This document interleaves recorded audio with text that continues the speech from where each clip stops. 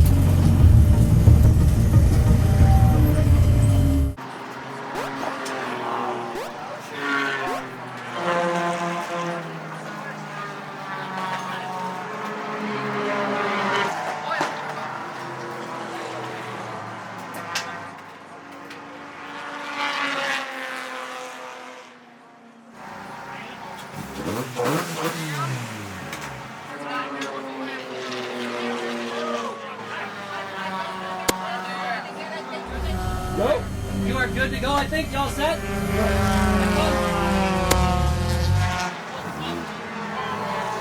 lost throttle right back there. I'm like, fuck, got nothing. I like went into the pits. By AutoZone Hero Time Racing. Looks like they are at pit out and getting ready to roll back onto the racetrack. Momentarily led this race here at Mid-Ohio over 90racing.com, but 90 Racing now reclaims the lead with TCR in second, and there's no Z in Mazda.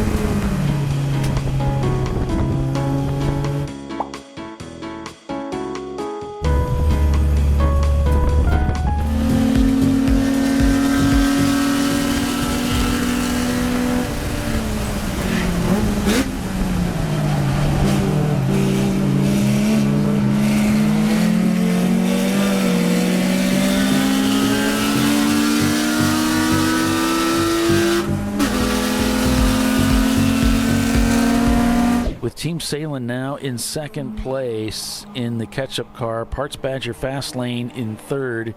Hero Time Racing in fourth, who we're on board with right now. Then it's Team Salem Mustard in fifth.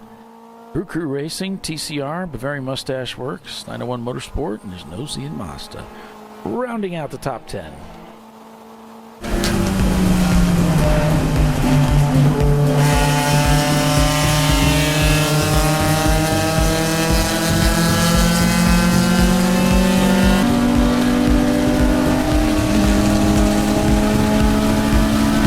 And Hero Time Racing, unfortunately with Parts Badger falling down the order, still being on pit road, that moves Hero Time Racing up into third overall, and that's your B-class leader. So actually that's 4 races right there to determine.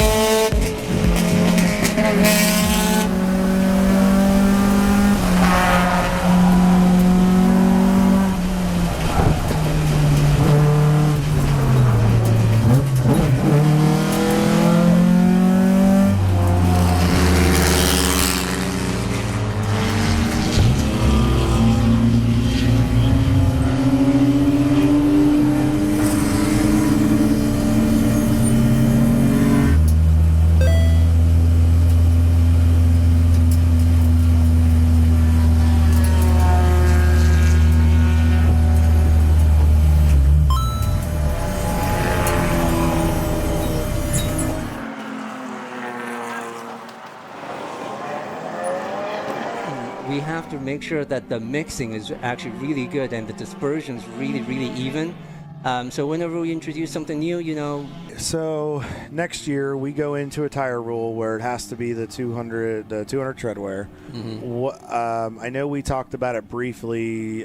What tire, for those that may not have listened at Watkins Glen, what tire is going to be comparable that'll work for the guys next year if they want to use Maxxis? Oh.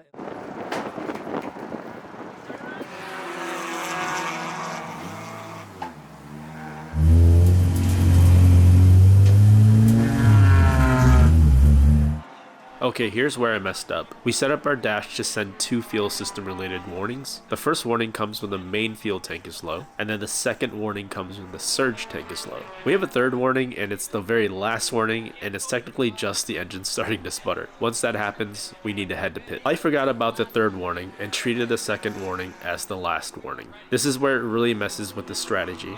The max amount of time a driver can be in a car is 2 hours. Since I was the third driver, I needed to make it to the 6th hour of the race, which would be perfect for the last driver to take the remaining 2 hours. Since I pitted about 15 minutes early, I now introduced another pit stop. Anytime you fuel during a pit stop, it's a minimum 5-minute stop. So our strategy was to just do a driver change, and we'd be hoping to do it during a code 35. This would mean that the pit stop would only be as long as it took for another driver to hop in and head back out, which is way faster than doing a fuel stop. However, this also meant that we needed to make the car last about 2 hours and 15 minutes on 1 tank of fuel, which at full pace is not doable at all. So now we have to drive in a manner that conserves fuel.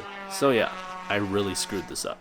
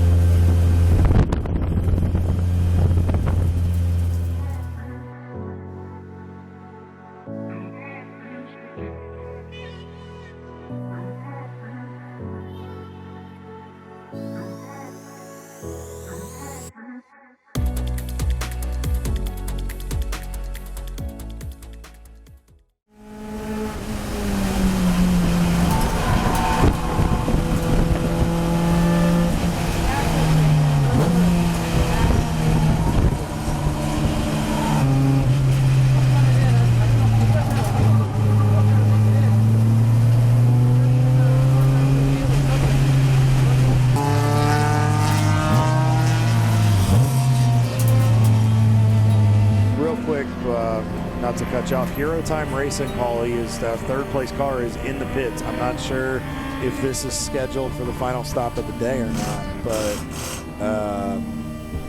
that may take them out of contention for, this doesn't look scheduled. Inside joint. Oh, man. Yeah. Oh, he's got a lot of feedback in the suspension, so yeah, that's it's going to be a problem. It doesn't look like they'll be continuing the race today. That I'm going to go behind the wall here. Yeah, probably heading down to that next cutout, and he'll, there it is right there. So he'll just head into the garage area. Unfortunately, that may be the end of their day unless they get it fixed real quick. So that's a shame for those guys. But we're back. All right, so just like that, we are out of the race. Look at this axle. That was a question. Andy was in that last session, and the car was not happy. We were P1 in class and P3 overall with one more hour. That's racing, I guess. So it's toast. Like no grease left in it. It's just dry. So yeah, this is probably what happened.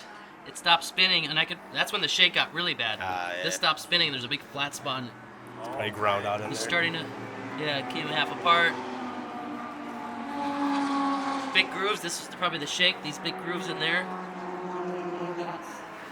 And once there's no grease, then it's gonna stop spinning. Once it stops spinning, it's just. There's like little needle bearings in there, right? Yeah. Yep. And they were holding on Dry. for your life. Yeah. Alright guys, that's gonna do it for today's video.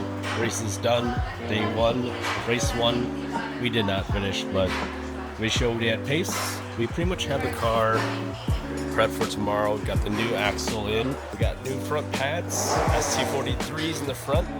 Unfortunate that we didn't finish the race, but we got one more tomorrow. Tomorrow's a 7-hour. Hopefully we can finish it, and hopefully we can bring home some hardware as well, because I would really like that. We could have brought another 2 today, but that didn't happen.